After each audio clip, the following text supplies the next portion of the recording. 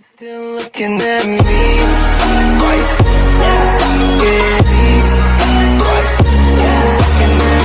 Alright folks, this is the final recommendation video by my friend Shadow that he wants me to react of the title called The Untold Truth of Taco Bell. One of the longest fast food joint that's been around for a long time. I'm sorry. I mean, I probably remembered it since the early 90s and all the way to the 2000s. That's all I know. And yes, I go there occasionally depending on days or when I had to need it, get some lunch from work. And I still continue to go there ever since then. So exactly what are things that I don't know of? So once again, I don't own this video. This is originally from Smash. And let's go ahead and get this started. So it's time to react. No matter how many late night stops you make at Taco Bell, there's probably a lot you still don't know about the fast food chain. When you're hungry for a burrito supreme. From how the Doritos Locos Tacos was invented to some of the chain's zaniest promotions, these Taco Bell tidbits will have you hitting the drive-thru in no time. Welcome to Taco Bell. May I take your order? Yeah, a Taco Bell Grande. At some point in the 1990s, you probably saw one of those Taco Bell commercials that featured a precious little chihuahua named Gidget. A $500 million advertising campaign all told. I remember this little buddy right there. Quiero Taco Bell. Though the commercials aired constantly, they didn't actually increase sales. Ooh. In fact, it cost the company in more ways than one. In Really? 2003, two men claimed they created the concept of the Taco Bell dog and sued the company for $42 million. Who wouldn't want to take credit for the concept? Sir, don't be silly. Drop the chalupa. I said, drop the chalupa. Drop the chalupa. I remember that too. Taco Bell eventually settled the case out of court, and Gidget passed away in 2009 at the ripe old age of 15. Her trainer claimed the Taco Bell gig basically ruined her career, noting that she was kind of typecast, so she never really got much work after that. That's not to say her career was completely derailed by the campaign. After all, Gidget also starred in Legally Blonde 2 in 2003, fearlessly playing Bruiser, a brave and challenging role for any pooch to tackle. Really? All the signs were there, I just didn't see them. Most dogs like to chew your shoes, and I didn't Bruiser know like that. to wear mine. Oh, and we should probably mention that Gidget also had a bit role in Beverly Hills Chihuahua. Honestly, a lot of actors would kill for that resume. You've heard of a bed and breakfast, so why can't the world have a Taco Bell hotel? The chain decided to give this zany idea a whirl, opening up the Bell, a Taco Bell hotel and resort from August 8th to August 12th, 2019. Talk about thinking outside the bun. The California oasis of Palm Springs plays host to Taco Bell's hotel and resort, the Bell. Guess who successfully nabbed a reservation, got to enjoy an ever so tiny Taco Bell themed room. You'll notice every space has been curated with unique Taco Bell touches. The hotel, which usually operates as the V Palm Springs Resort, was decked out with Taco Bell memorabilia, a Taco Bell gift shop, and a Taco Bell nail salon. As one excited guest noted, it's everything. Like, it's Taco Bell in its whole fantasticness. Like, is that a word? I don't know if that's a word. there was even a so-called happier hour that included Taco Bell snacks and cocktails for guests who were 21 and older. There was also a Mountain Dew Baja Blast Freeze Lounge to chill out in, dive-in movies in the pool, and plenty of Taco Bell items to choose from when you ordered room service. Belinda was right. Heaven is a place on earth. There were only 70 rooms available at the resort. When Taco Bell opened up their reservations, they booked real fast. In fact, every room was reserved within 2 minutes. Basically, in the time it takes the average couch potato to wolf down a crunch wrap, the rooms were already sold. Here's hoping the chain revisits the idea one day, because every Taco Bell fanatic deserves a chance to experience the Bell. But what to wear to such an event? These are wrappers for the Doritos Locos Tacos. When Taco Bell first introduced their now famous Doritos Locos Tacos, they had no idea it would be such a hit. I'm thinking about a neon orange meat-filled miracle taco wrapped in a nacho cheese Dorito shell. In the first 70 days following the product's launch, Taco Bell sold 100 million nacho cheese Doritos Locos Tacos. Clearly, all the testing and prototyping paid off. Not that it was always the easiest concept to wrap one's head around. So yeah, they're putting Doritos in the tacos. The hype was frankly hard to believe. So, Allison, can one delicious taco really save America? I don't know if it's going to save America. I mean, what's the sodium content in that thing? Making the cheesy Doritos Loco shell took a lot of hard work. In fact, 40 different versions were tested before they settled on the final product. The Taco Bell Food Innovation Team joined forces with Frito-Lay and came up with a simple idea that would change everything. Taco Bell wanted to make sure the shell had the signature cheesiness of a Dorito chip, but the taco shell needed to maintain its original texture, too. You see, the texture of a regular Doritos is too brittle and would break when stuffed with taco ingredients. Worker safety was another hurdle. Initially, blasting the taco shells with cheesy powder proved hazardous to employees. They'd inevitably inhale the stuff, faster than you can inhale a Mexi Melt. That meant the company had to invent a totally new machine for seasoning the shells safely. It's beautiful. Well, all that hard work paid off. Over 1 billion Doritos Locos Tacos were sold during its first year on the menu. And they've since become a fast food legend. But times change, snacks change, advertising trends change. Smile on your face. Taco Bell. Everybody loves the taste. In 2018, the chain introduced Nacho Fries. And suddenly, Doritos Locos Tacos were no longer the most popular item on the menu. This kind of deliciousness doesn't just disappear. Where did you go? What if they were in a different space-time continuum? Third dimension. News outlets were quick to leap on the story. So it's basically just a French fry with a little bit of seasoning, and it comes with the nacho cheese sauce you can dip it in. There are currently 15 Taco Bell restaurants in Alaska, but it's a huge state. So if you don't live near one of those locations, good luck getting that chalupa.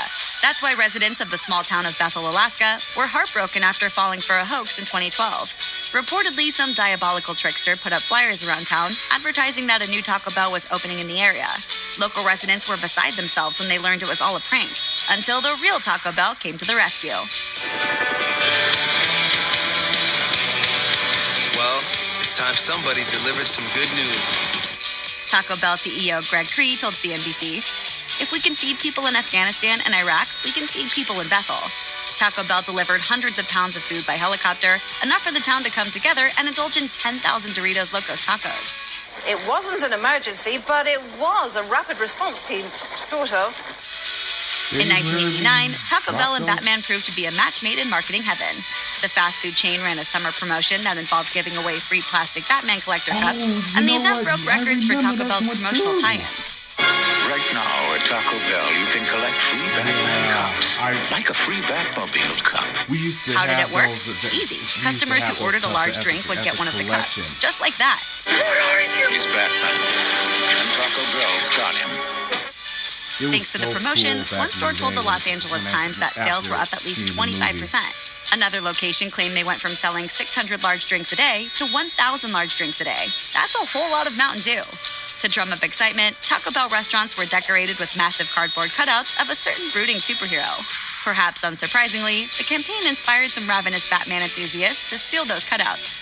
One company spokesperson told the Los Angeles Times, "We're hoping maybe Batman himself will show up at the stores to rescue himself from overzealous fans." Over the years, there have been plenty of rumors about Taco Bell's beef. Pretty sure you know what you're paying for when you come to Taco Bell. If you want real beef, you probably go somewhere else. In the past, skeptics have claimed Taco Bell beef is made with everything from mealworms to grade D beef. How brutal. C, D, F.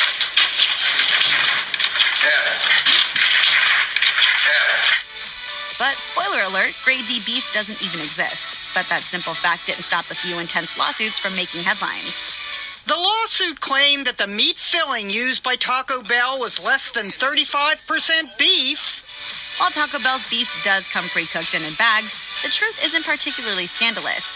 It's actually 88% beef, and the other ingredients rounding out the recipe are all rather common. Yes, they do use some fillers derived from oats, and the meat is blended with soy lecithin, which is used to make sure the ingredients in beef don't separate. But all told, the list of ingredients isn't particularly shocking. In recent years, Taco Bell has been focusing on sourcing more of its beef from sustainable suppliers. That is, suppliers that are working to reduce the amount of antibiotics in their supply of beef. Taco Bell is known for meaty items like the Chipotle Chicken Loaded Griller and the Beefy Crunch Burrito. And these tasty snacks have earned the fast food chain a fervent following. If a Taco Bell burns down, you better believe there's going to be a vigil. Locals mourning the loss of their beloved Taco Bell. Always remember, Taco Bell's Elder Road. We're just out here giving remembrance. John, let's talk about what's going on. Like many fast food restaurants, the chain is looking to expand its fan base by offering an array of vegan and vegetarian options. Actually, Taco Bell has always been a pretty good option in that regard. You can sub out the meat in any menu item for beans, rice, or potatoes. And in 2019, Taco Bell made a corporate commitment to making its menu even more friendly to vegetarians and vegans. Right now, you can already choose 8 million vegetarian combinations at Taco Bell. As it says on the official website, that's enough to customize a new meal every day for nearly 20,000 years. The chain is also testing out its first official vegetarian menu. News that's really got people talking. The Taco Bell website even offers a handy guide to eating vegan at the restaurant that was created in partnership with the American Vegetarian Association. This guide will teach you how to make some of Taco Bell's classic menu items dairy and meat-free, including the Crunchwrap Supreme and the Soft Taco. Excitement about this new development is clearly contagious. Taco Bell has been offering vegetarian options since 2015, but this is the first time that the company will have the vegetarian menu highlighted in stores. Taco Bell was founded by entrepreneur Glenn Bell, whose first establishment sold hot dogs and hamburgers. That was Bell's Drive-In, which operated out of San Bernardino, California, beginning in 1948. Glenn eventually opened Taco Tia in 1954, where he sold hot dogs, hamburgers, and tacos. In fact, his chili dog recipe was the inspiration for Taco Bell's original taco sauce. He always had a passion for Mexican food. In a 1978 speech, Bell explained why he initially decided to operate out of San Bernardino. My plan for experimenting with tacos was to obtain a location in a Mexican neighborhood. That way, if tacos were successful, potential competitors would write it off to the location and assume that the idea wouldn't sell anywhere else. Bell eventually realized tacos should be his focus. He opened a restaurant called El Taco, later selling his shares and his Taco Tia locations, in order to open the first Taco Bell in 1962 in Downey, California. At the original Taco Bell, tacos and other Mexican-American favorites were the stars, and they sold for just 19 cents a piece. However, the restaurant kept serving burgers in the form of chili burgers. The Bell Beefer was the last burger on the menu, and it was discontinued in the 90s. If you grew up thinking that all tacos came in a crunchy yellow shell that came out of an old El Paso kit, you aren't alone, but that version of the taco is a relatively new arrival on the scene. In fact, the crunchy preformed taco shell was actually invented by Taco Bell founder Glenn Bell in the early 60s. Bell was trying to figure out the best way to sell large amounts of tacos quickly, and that's when he came up with the preformed crunchy taco shell. These bad boys could be made ahead of time and kept at room temperature until needed. This was essential because Bell was trying to compete with McDonald's, another booming chain that was taking off in San Bernardino, California. Thanks to preformed taco shells, employees don't have to cook every single taco to order. They can just stuff the shell and sell. It's a brilliant business strategy, that is, until employees start licking taco shells for kicks. So the employee in that picture is suspended and will be fired. It's gross. It definitely is not good, but it doesn't surprise me. I think maybe it should help these corporations reflect on who they're hiring. The original Taco Bell restaurant, or Taco Bell Numero Uno, as the company calls it, ceased operations in 1986. However, even though the building was no longer an official Taco Bell restaurant, it was rented out to other taquerias until 2014, when it was abandoned for good. The powers that be at Taco Bell ultimately decided they couldn't let this piece of history get torn down. So what do you do when you can't stay somewhere? You pack up and you hit the road. The building was lifted off its foundation and transported to the company headquarters in Irvine, California. It definitely took a long trek to get here. 47 miles this building drove overnight on a flatbed truck. The journey took place on November 19, 2015, and the petite 400-square-foot building made it safely through the streets of Los Angeles to arrive at its new home. The chain hasn't said what they plan to do with Taco Bell Numero Uno, but at least they preserved an important piece of fast food history. We'll be sure to update this news story as more information becomes available. Back to you, Jason.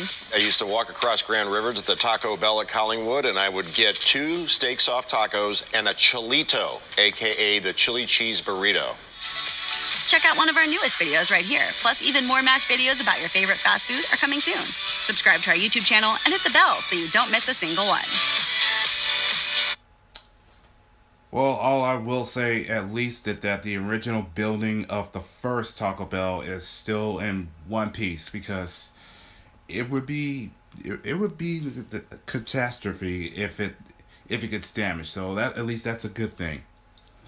So at least now I know that the founder of the Taco Bell was Glenn Bell from the early years all the way to the 1950s, and that would explains how this how the establishment began. And yes, I do remember seeing the Taco Bell Batman movie collectible cups. You know, it was just, those were the days that I was with that. I was such a that I was hooked on of see ever since I saw Batman in the movies, and how cool it was that he has has his bat suit, the Batmobile, the Batwing. That it was popular back in the early '80s, and yes, I do remember Gidget, the Chihuahua that's been on every commercial. I'm pretty sure you remember, like, "Here, lizard, lizard, lizard," which that was a promotion of that god awful Godzilla movie that came out in 1998, and the rest was history, though. Oh man, time flies. And that employee that licked all the crunchy tacos, you're a fucking idiot. Come on. They're gonna. I bet you that dude didn't realize after seeing that people would complain and sue and try to sue the would sue the restaurant. So there you have it, folks. That was the untold truth of Taco Bell, and that was all the 3 recommendation videos by Shadow, and I do want to thank him for real. Especially with that was considered a piece of a history and educational at the same time. Just to, for me to understand a little bit about the whole history about Taco Bell, especially the tragic life of River Phoenix. So it is unfortunate that, again, too many young people die so soon.